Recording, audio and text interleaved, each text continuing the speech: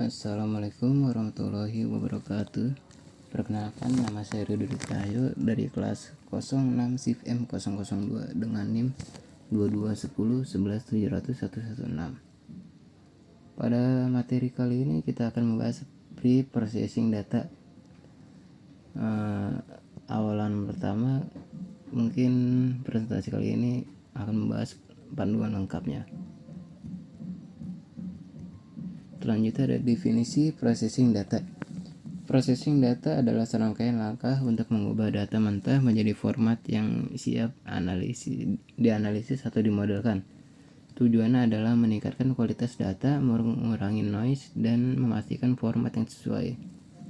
Data yang tidak diproses dapat mengandung kesalahan dan tidak konsistenan. Data yang tidak diproses dapat mengandung kesalahan, ketidakkonsistenan, dan informasi yang tidak relevan, yang semuanya dapat mempengaruhi hasil analisis secara negatif. Seperti kualitas data, meningkatkan kualitas data untuk analisis yang lebih akurat. Selanjutnya ada reduksi noise, mengurangi gangguan dan kesalahan dalam data. Selanjutnya ada format sesuai, memastikan data dalam format yang tepat untuk permodelan. Pengumpulan data atau data collection.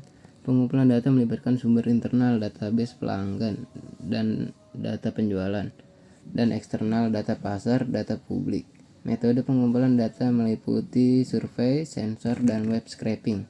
Contohnya, perusahaan e-commerce mengumpulkan data penjualan dari sistem POS dan data pelanggan dari CRM, yang meliputi sumber internal, data dari organisasi, sumber eksternal, data dari luar organisasi, metode dari survei, sensor, dan web scraping.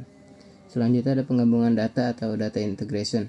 Teknik penggabungan data melibatkan join, menggabungkan data dari dua tabel berdasarkan kolom yang sama, dan merge, menggabungkan data dari beberapa sumber menjadi satu dataset. Resolusi konflik dan duplikasi data penting, menggunakan algoritma untuk mengidentifikasi dan menghapus entry yang duplikat. Penggabungan data dengan alat bantu dan software seperti SQL, Pandas, Python, dan ETL tools seperti join, menggabungkan data dari dua tabel, merge, menggabungkan data dari beberapa sumber. Resolusi konflik yaitu menangani konflik dalam data.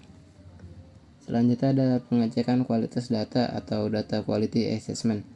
Parameter kualitas data meliputi akurasi, mempresentasikan realitas sebenarnya, konsistensi yaitu format, struktur, dan nilai yang sama, dan kelengkapan, tidak ada nilai yang hilang atau kosong.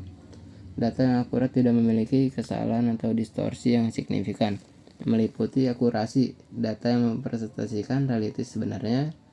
Selanjutnya ada konsistensi data dengan format dan struktur yang sama. Selanjutnya ada kelengkapan, data tanpa nilai yang hilang.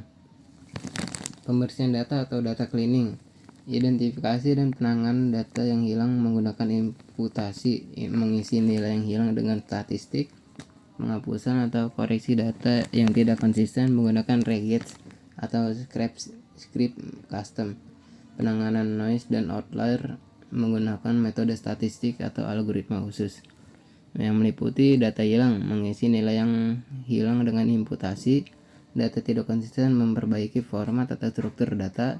Selanjutnya ada noise dan outlier, mendeteksi dan menghapus outlier.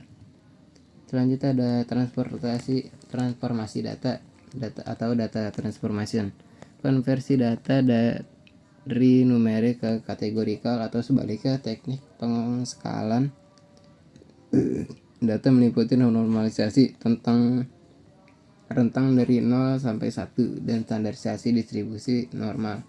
Agregasi data mengelompokkan data berdasarkan kategori dan menghitung statistik agregat. Pertama, konversi data numerik ke kategorikal atau sebaliknya. Selanjutnya ada penskakalan data, normalisasi dan standarisasi. Selanjutnya ada agregasi data, yaitu mengumpulkan data dan menghitung statistik. Selanjutnya ada pengkodean data kategorikal dan reduksi dimensi. Pengkodean data kategorikal menggunakan on-hot encoding vektor biner atau label encoding bilangan bulat. Reduksi dimensi menggunakan PCA, Principal Component Analysis, dan LDA, Linear Discriminant Analysis, untuk mengurangi data. Yang pertama itu meliputi one hot encoding, selanjutnya ada label encoding, dan yang ketiga ada reduksi dimensi. Pembagian data melibatkan pembagian acak, random splitting atau menjadi subset, training, dan testing. Key-fold cross validation memisahkan data menjadi k-subset, di mana masing-masing digunakan sebagai data testing satu kali sementara lain digunakan sebagai data training. Pertama ada pembagian acak, kedua ada training data, dan ketiga ada testing data. Cukup sekian presentasi dari saya. Wassalamualaikum warahmatullahi wabarakatuh.